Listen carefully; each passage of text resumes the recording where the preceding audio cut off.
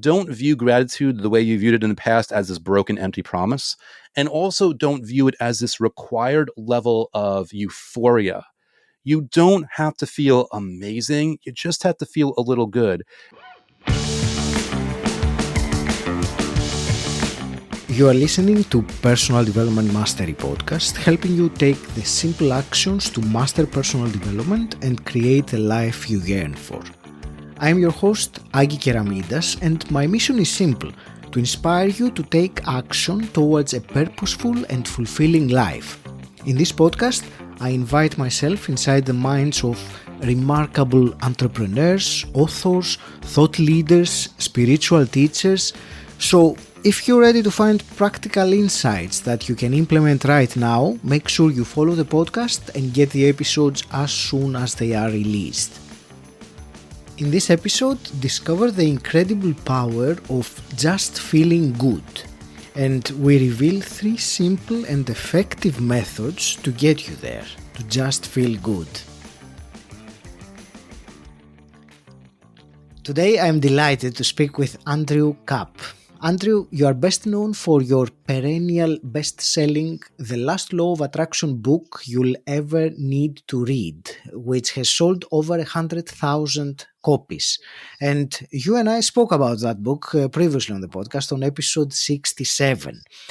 Since then, you realized that there is one type of reader you would never reach with that book, and that is the reader who is resistant to the actual term law of attraction. So in your new book titled Just Feel Good, you give readers just as much value and action steps for improving their lives without ever actually saying the term law of attraction. Andrew, welcome for the second time to Personal Development Mastery. It's a real pleasure to speak with you today. Augie, thank you so much for having me. I know our last conversation was so much fun, and I could only imagine how fun this one's going to be as well. So I'm really looking forward and seeing what we discover together. Indeed, it was fun and useful and very, very popular. It's consistently in the top most popular episodes of the podcast. So I think that says a lot, and it kind of puts a nice preface for this conversation as well. So we will discuss today, we will dive into the content of your new book, Just Feel Good.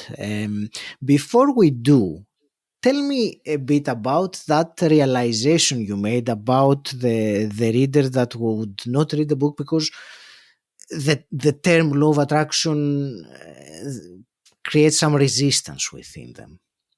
Yeah, well, it's interesting because with a title like The Last Law of Attraction book you'll ever need to read, such a bold promise, obviously you've got to live up to it. You've got to have the goods. And that's why, anytime a 5-star review comes in, it's a huge compliment and it's really validating. And also certainly whenever I hear from people and say, hey, listen, I heard about your book because it was recommended to me by a friend or it was gifted to me or something like that. So people are spreading and sharing that book.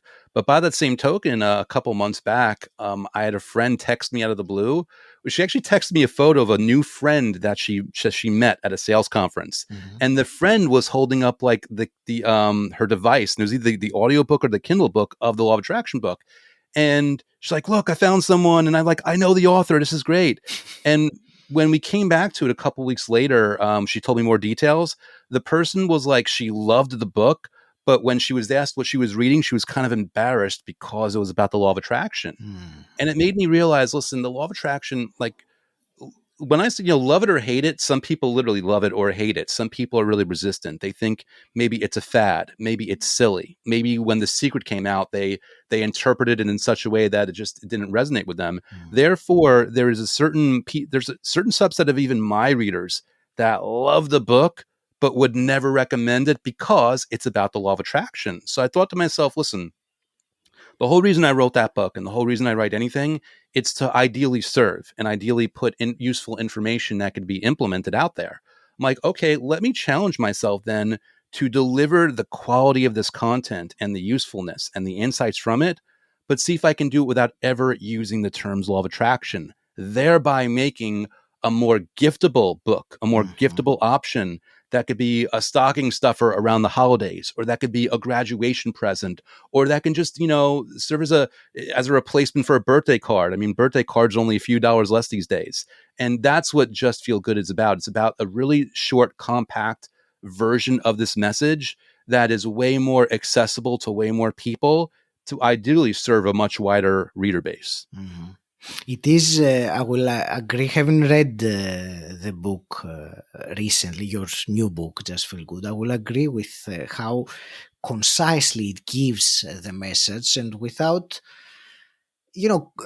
I completely appreciate the law of attraction. Some people might find it even woo, that it is not like science, even though, and we talked about some of those things in the previous episode, but I really enjoyed the book, Andrew, and the title is Just Feel Good, the secret to the life you've always wanted. So it's again a very bold promise. And what I want to start our conversation with is something that you say, that everything that most people have been taught about happiness is backwards, because we are under the impression that we have to, in order to be happy, we have to, or in order to feel good, we have to achieve something.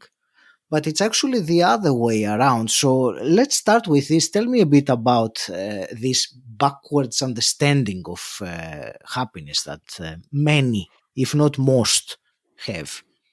Yeah, well, when you look at human nature and you look at, economics, and you look at just the way we interact, and at a core fundamental level, it's about surviving and replicating. I mean, it's a little bit of a crude way of putting it, but that's the essential aspect of human existence. That's obviously not accounting for, a sole purpose. If you want to go down that road, it's not even accounting for happiness or fulfillment. You want to go down that road, but just in terms of that, it's like, survival, replication. But as social creatures, we expand way past that. We expand into trade. We expand into commerce. And whether it's intentional or unintentional, we've evolved to this point where there's almost just, we're surrounded by programming that tells us we need the fancy car in order to be happy. We need the trophy husband or the trophy wife. We need the big house. We need like the new fashion clothes. We need like whatever these things. We need the promotion. We need credibility. Whatever these things might be. We're constantly chasing something, and then when we get it, we realize we're just chasing something after something else. And there's never space of actual legitimate happiness and fulfillment within that, or there's rarely any space. Mm-hmm. And the really ironic thing about it is, if you could just feel happy, if you could just feel good, if you could just achieve a level of contentment and fulfillment and ease and joy within the moment, within the things that you already have, like your health and your heartbeat and family or friends or whatever might be going on, if you could just do that, it creates this space. It creates this opportunity, whether it's through your psychology or the energetic universe or whatever your beliefs are. It creates the vehicle by which you could more easily get those things like the car and the house and the promotion. If only you focused more on feeling good without needing those things, some of them would come way faster. Some of them would come way easier. And some of them you might realize you don't even need to begin with. And it was all just an illusion.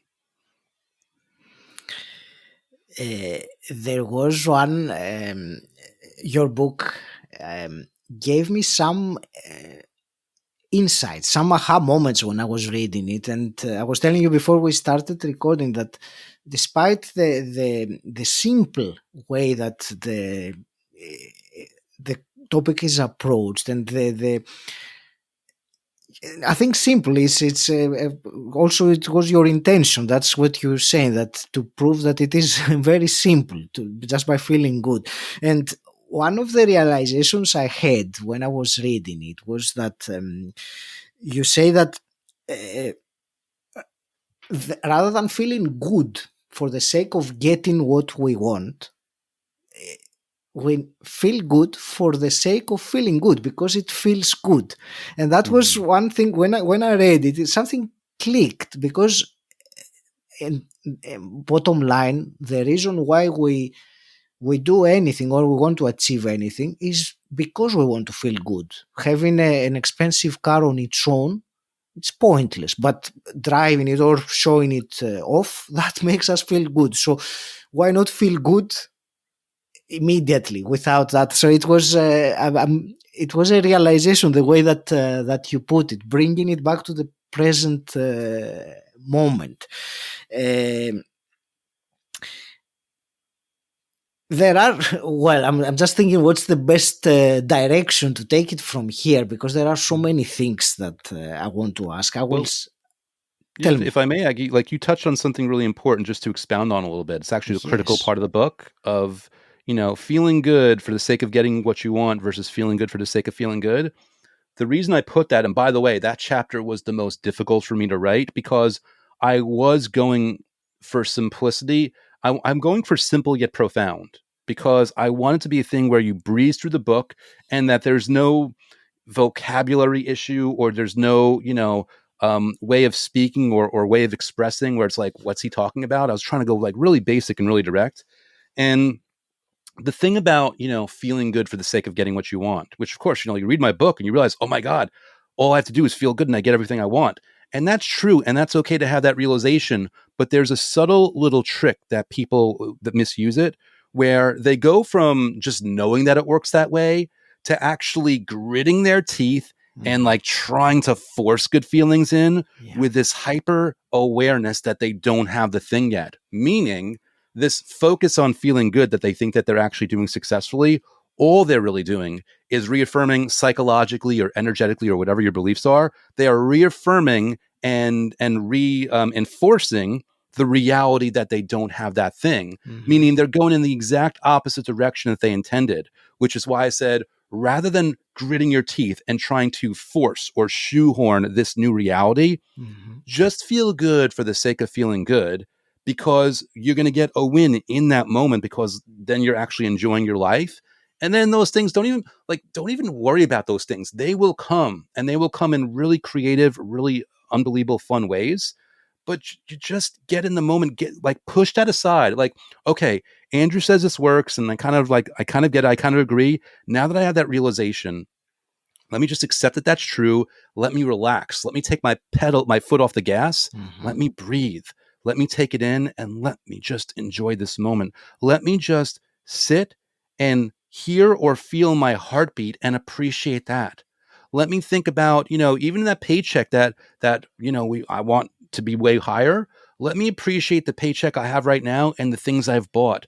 Let Mhm. me look at the food I'm about to eat and have genuine gratitude for how well it's going to taste and all the people that went into preparing that food, all the truck drivers that transported the ingredients, all the stores that go through who knows what in order to get that process where I can just walk to the shelf and get it, or better yet, we're at a point where I don't even have to go to the store. I just take out my phone and I push a couple of buttons and boom, it shows up at my door. Let's enjoy that and appreciate that. And then it's like, oh, all of a sudden, when you're feeling good for the sake of feeling good, then it's like, wait a second, I just thought of a really cool way that I could finance that car I want. I just thought of a really cool way of writing my profile for a dating app that the other, like, people looking at my profile are going to respond to. I Mhm. just ran into somebody who had this really cool money making opportunity and it only cost me $10 to try it. Like these kinds of things unfold. There's no way of explaining it. There's no way that you can orchestrate it on your own, but it is orchestrated for you and then within cooperation of you when you engage in this process. Thank you. And I liked in your book how even though you offer some possible explanations of how just feeling good leads to you getting what you want, but you don't stick with that. And in the end, it doesn't really matter what happens. And there is an element of mystery also if you don't know what how exactly it works. But before we go deeper into that and how, you also mentioned gratitude, which we're going to discuss in a moment. Mhm.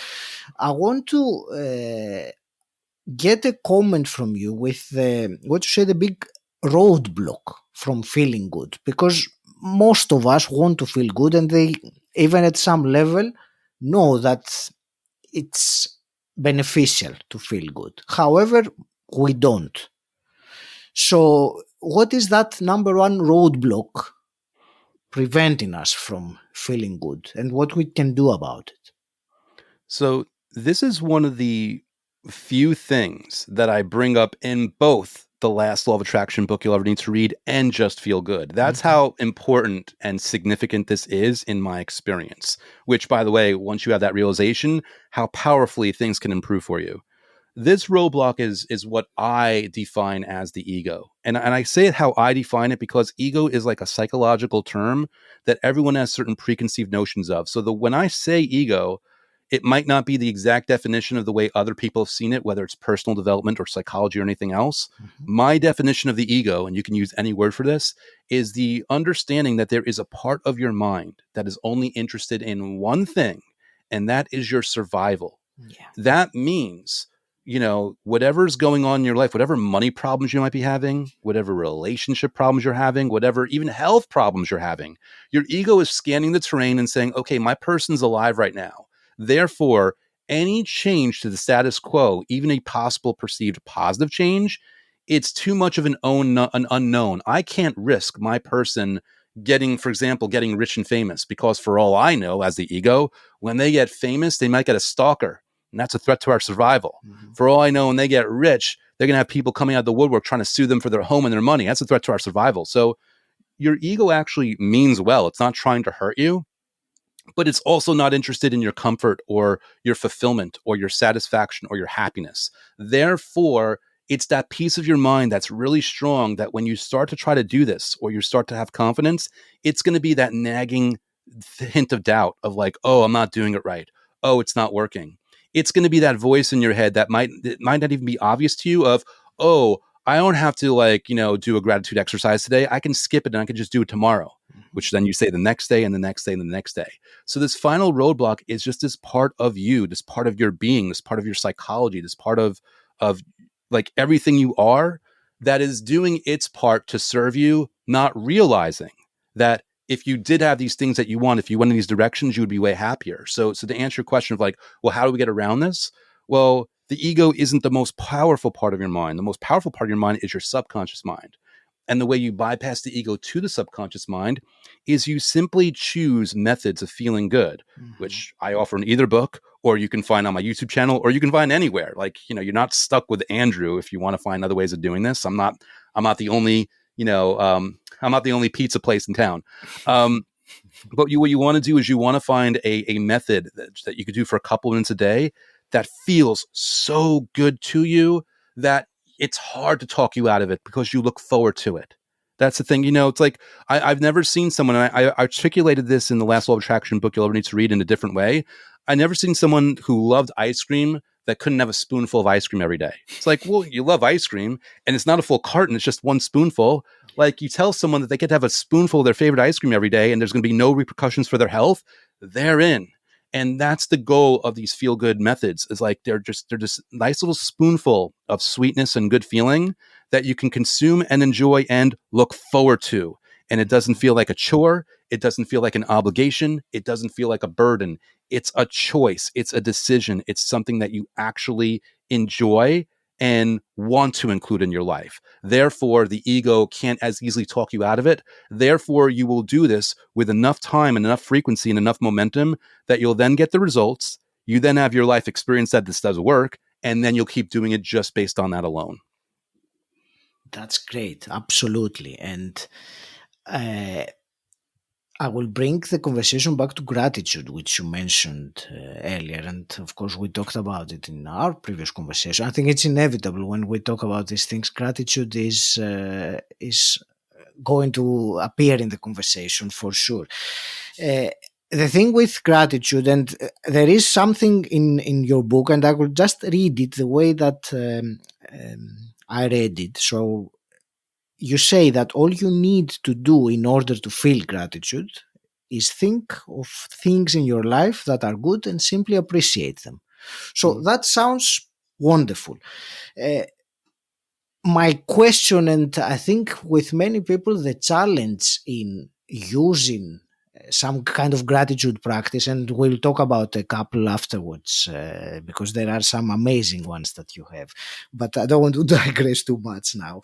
The challenge that many people face with gratitude is that they can think of something they appreciate of, or they can write about it, but without actually having any emotional, let's say, response or vibration or something matching that. So in other words, it just happened, yeah, I'm grateful for my heart that beats every day, but that is not really matching the vibration, that feeling of gratitude. And that's something that you do discuss in your book, and I think it's very important to understand that. So clarify this for us, and relieve us of the burden that Mm. many have, that I have to feel ecstatic or I have to cry tears of gratitude for in order for this to work.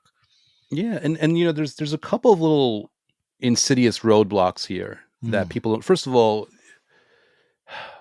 I can guarantee you, even people that are on board with the law of attraction, people that are on board with personal development. I mean, look at the name of this podcast, right?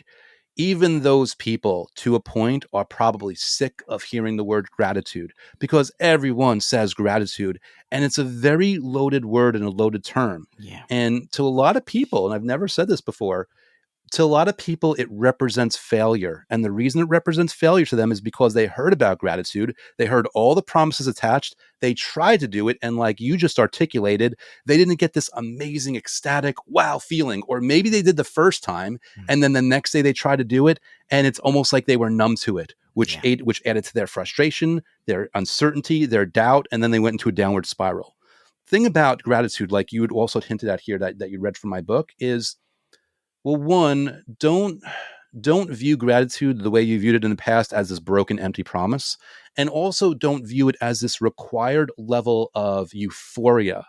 You don't have to feel amazing. You just have to feel a little good. And if you can't feel a little good about your heartbeat, which really is a miracle, well, then we can go a more extreme direction. Just make a list of things in your life that you have, not even appreciate things that you have, and imagine they were taken away. So, for Mm, example, right now in this moment, somebody is listening to this or watching this on a specific device. Whatever that device is, think about all the things that you do with that device.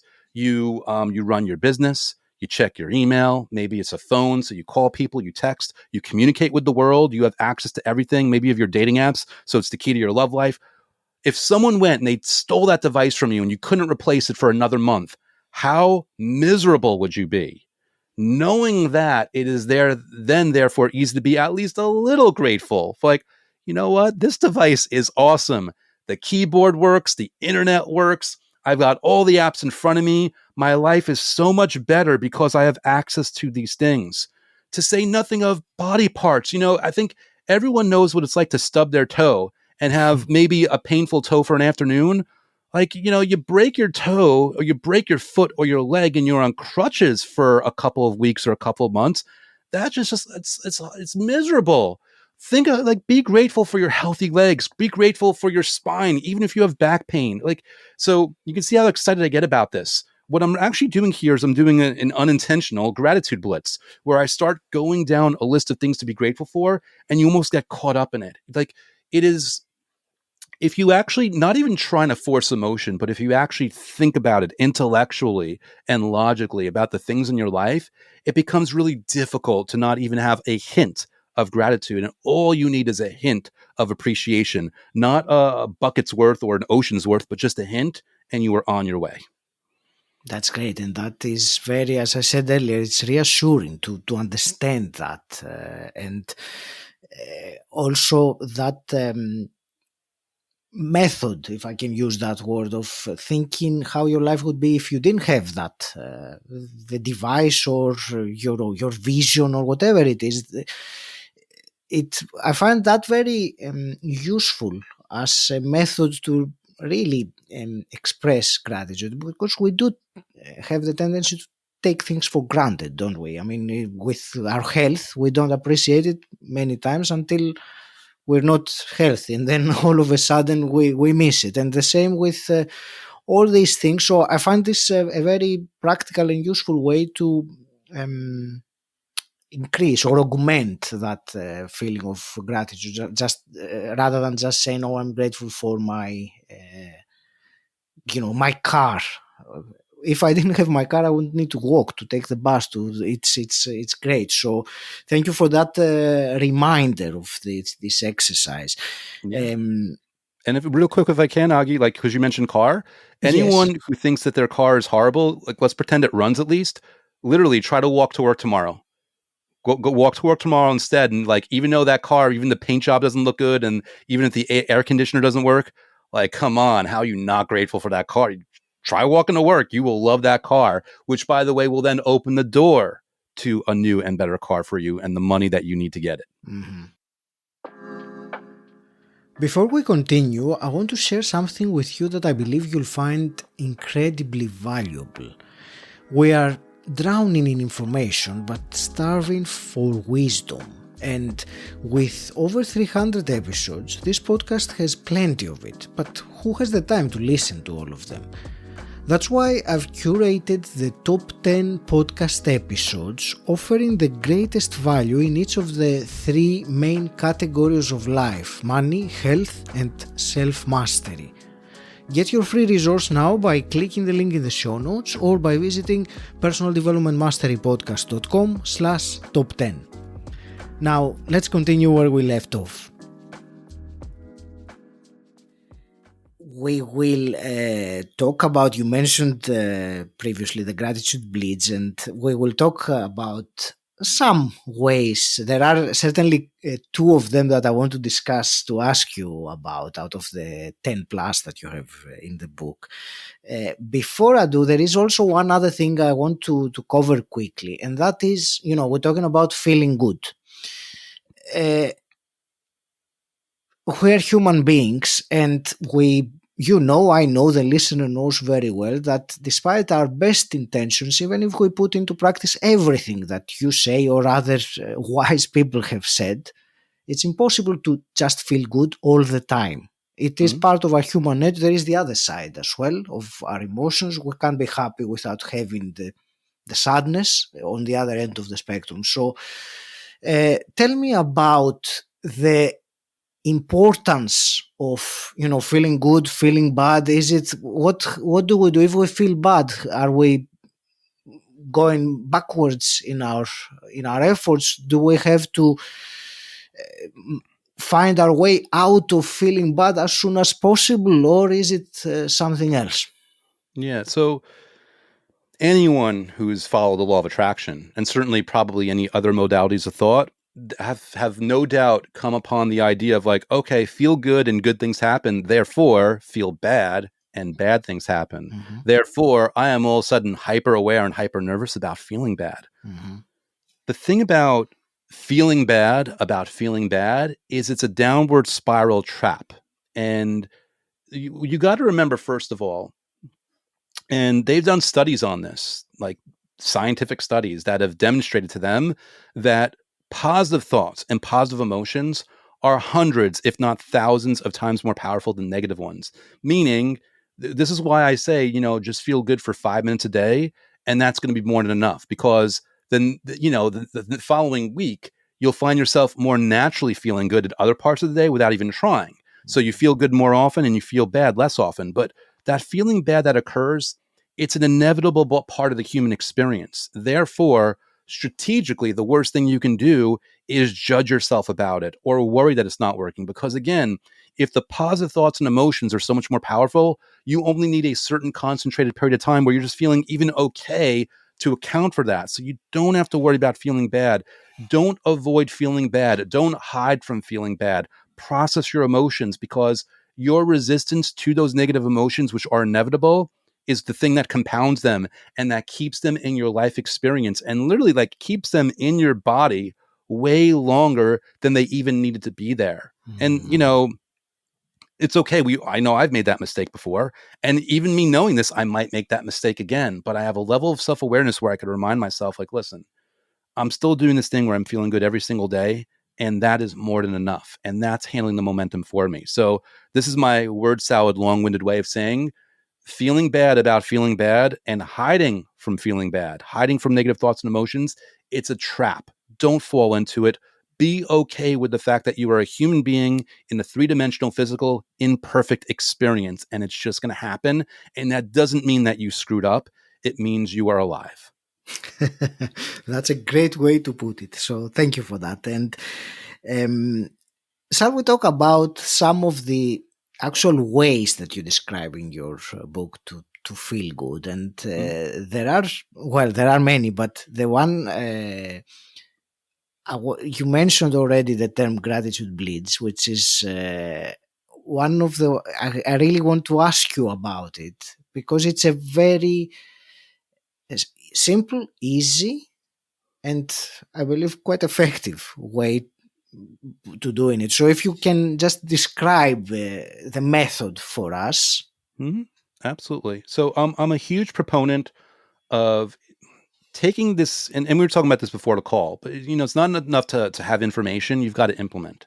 So I'm a huge proponent of delivering ideas, methods, techniques, information in a way that is user friendly, is simple, and is easy to implement, because that's the point isn't to know it. The point is to use it. You can have the best perfect workout that in the world, but if you're not actually working out, your body's not going to receive the benefit. So it doesn't help to know it. So Gratitude Blitz, with this understanding that simple, easy, accessible is the way, all you're going to do is you're going to set a timer for 1 minute, more, 3 minutes, 5 minutes, whatever it might be. And while that timer's ticking down, you're just going to think of things in your life to be grateful for. And you can do it around a theme. You can say, okay, I'm just going to think about things about my body.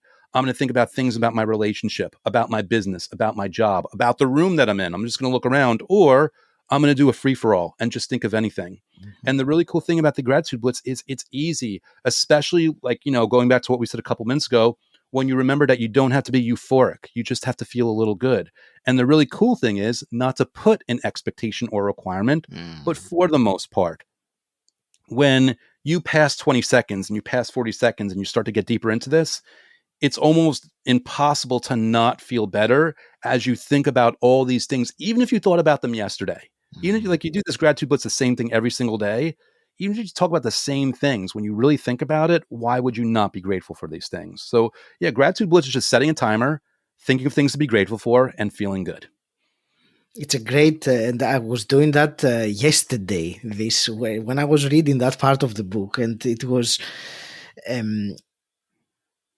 combined to, the thinking that what would happen if I didn't have that. It really very quickly created a smile on my face. And actually that's the other method that I wanted to discuss with you about. You call it the feel good grin. And the understanding there is that, and I think everyone would agree that, when we do feel happy, when we feel in a positive state, a smile comes naturally in our face without us needing to do it. The important thing here is that, like our physiology and our emotional world are connected in such a way, we can use it in the opposite direction. So if we force, I'm using that in quotes, in quotations, if we force ourselves to smile and keep it for a little while, that converts inwardly into emotions of feeling good or feeling good. So it's a great realization that this works both ways, and I would like to hear your thoughts on this, and as a method of how to do it. Yeah, well, so it's interesting because I call it the feel good grin. Again, me. I since I want simple and easy and user friendly and all these things. Part of that means memorable. So it also means having an overly dramatic term for something really simple. Because when I say feel good grin, like you said, I just mean smile. And this method, it's almost like, okay, when you're on your computer and you type the letter K appears on the screen, and you type the letter D appears on the screen. Mm-hmm. By the same token, because you smile in response to positive emotions so often, your body, just like pushing a key, and I didn't articulate it this way in the book. I've never articulated this way before, but by intentionally physically smiling, even if you don't mean it, you are triggering, like a keyboard, like typing on a keyboard, biochemicals to go off that your body's like, oh, it must be time to be happy. Or at the very least, it must be time to be content or to be at ease or to just not feel bad. And it's just a simple thing where it's like, okay, well, Andrew, what's the method? Well, do me a favor, smile real quick. Okay, I'm smiling. Congratulations, you just did the method. It's that simple. So do it when you're, maybe if there's something going on and you're stressed and you want to try to counteract that, or just do it out of the blue for no good reason. Just smile and see what happens. And again, you might feel it viscerally or you might not. But either way, you're typing on your keyboard, so to speak, and you're sending the right messages and the right cues to your body, which will respond in kind in some way, whether you perceive it or not. And indeed, something changes if you smile and or grin and hold it maybe for a few seconds. There is something that changes. Maybe for some people it might be subtle for them to realize, but the more you become aware of your own body, you realize that it changes. You actually are perfectly capable of uh, um, invoking, shall we say, the good feeling just by smiling, which is so simple, but yet you have to do it. If you remain frowning, or then it won't. You have to actually do it, and it's so easy. Um, you have many methods of feeling good, but the one that I would really appreciate your sharing with us is you have your own personal favorite that you said you've been doing for years, and it's only 5 minutes and you do it every single day. So I would like you to share this practice or routine, if you want, the ritual of feeling good in 5 minutes. I very much enjoyed the way that you presented it, and I think it is so simple and so effective. Yeah. Well, and keep in mind, any method I put in any of these books, I don't just say, hey, this is a good method, do it, and not do it. Like, I do all these things. But the one thing I do every single day, because again, when you have all these good options, I think of these as like ice cream flavors. You're still going to have your favorite. You're going to have the one that you want to go to, that's that you want that spoonful of. For me, this just happens to be this one because it fits in with my schedule. It's easy to do. It's fun to do. It, like, a lot of things work for it. And what I basically do is I pull up my phone, I open up the recorder app, and I record a message of talking about all the things that I'm grateful for in my life. And I might talk, and I only do it for a couple minutes. Maybe I'll do it for 1 minute, maybe 5 or 6 minutes, whatever I'm inspired to in that moment. Sometimes I will talk about things that I have currently. Sometimes I'll talk about things that are on the way, but I'll say them in the present tense. And all I'm doing is I'm recording and affirming this reality and feeling good. And then I actually take that message and I send it to my friend across the country, who in kind, he sends me his message every single day. And, sometimes he goes first, sometimes I go first. Whoever goes first ends up inspiring the other person with their message. There's this built-in social pressure and accountability, not that anyone requires it. I've just built that into my process. And I just have this fun, dynamic way of every single day articulating the things that I'm grateful for. Some people would probably prefer to write it by hand or to type it on a computer. And that's fine. It's all about what works for you specifically. For me, the easy thing, I do enough typing and I'm still not used to writing that my hand will cramp. So for me, it's just easy to speak it out loud, and it's a lot of fun, and it just keeps me engaged. And yes, I've been doing it for, I think, well over 5 years at this point. And the amazing changes that I've experienced in my life and that my friend has had in his life, it's wonderful. We've had a front row seat to each other's improvements and an upward trajectory in our lives. It's indeed very simple and easy to do and effective. I think the only difficulty is actually to do it, and that's where the accountability that you have also is an added element to that. To hold yourself accountable. I never want to let my friend down. It's, by the way, this can never be a commitment where like it feels like a weight or a burden. If that happens, then we both have a standing agreement on either one of us can stop whenever we want. Like there's a level of commitment where if it feels too much of a burden, then it's doing the opposite thing. But there is a level of pressure if I just don't want to let my friend down. So, of course, at the very least, I'll record a quick 30 to 60 seconds. Who can't do that? So there's always a way that it works. Yeah, absolutely. It's very important.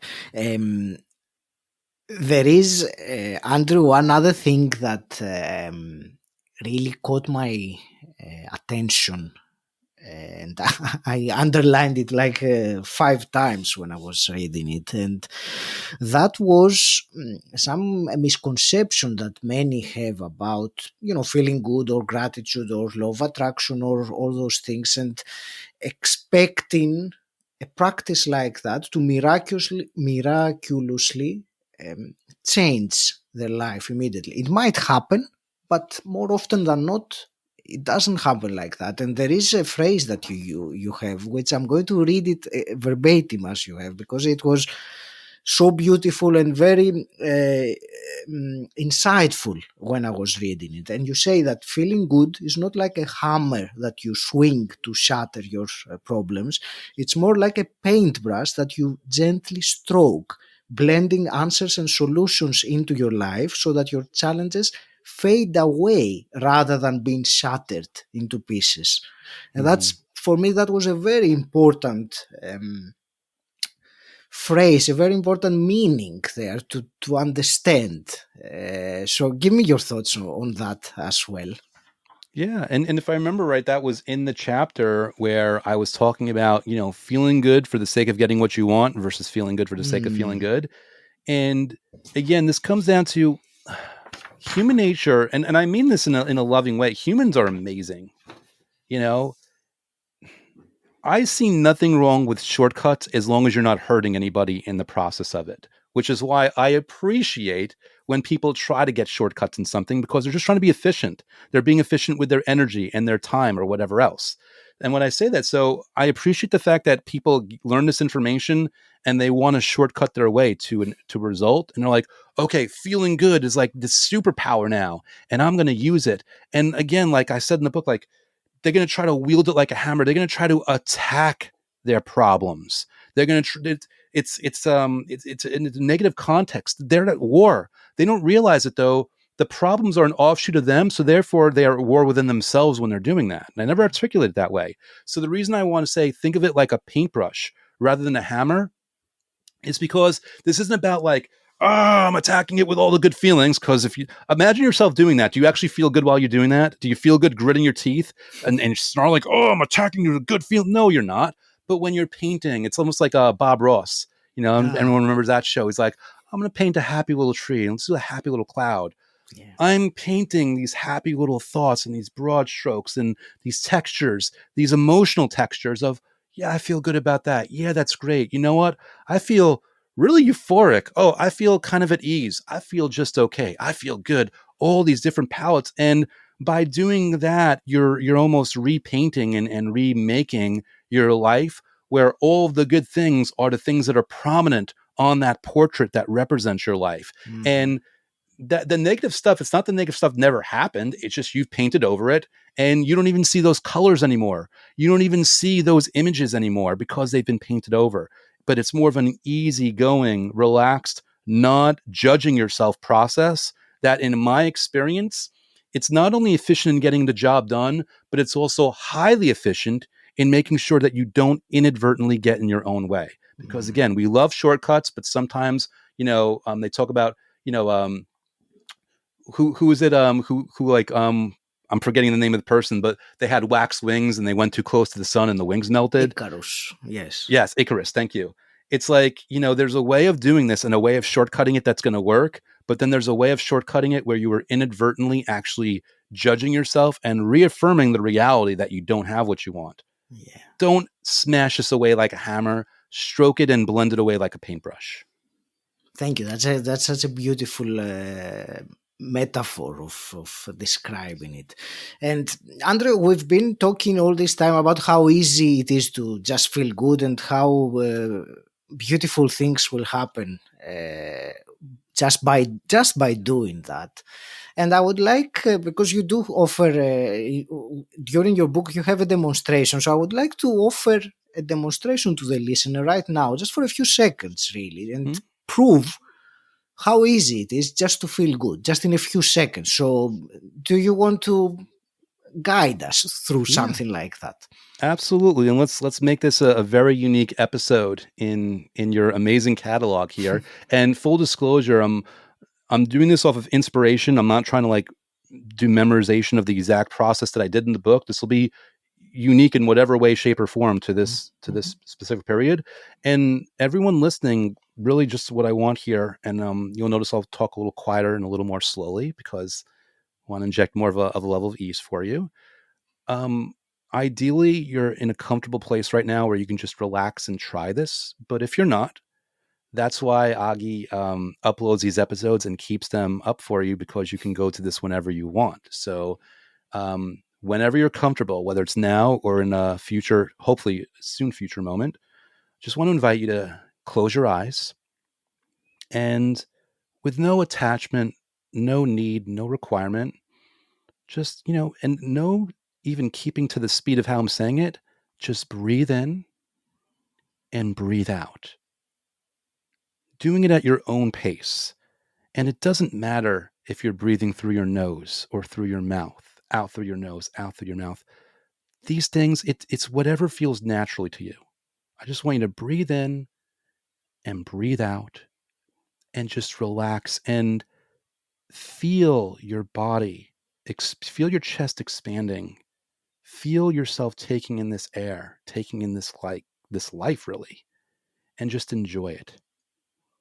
And as you're breathing in and breathing out and just feeling this level of ease, with no requirement of the perfect answer or the right answer, I just want you to think what's the first thing that comes to mind as one of the, if not the, happiest moments of your life.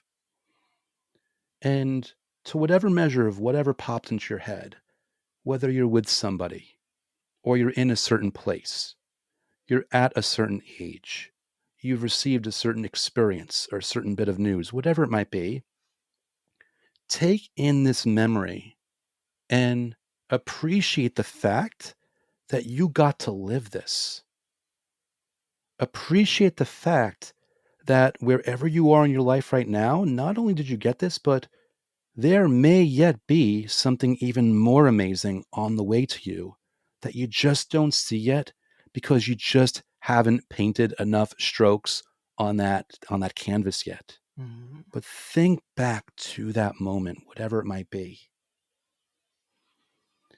And as you do that, and as you really breathe in the details, go back to now focusing on your breaths, just breathing in and breathing out.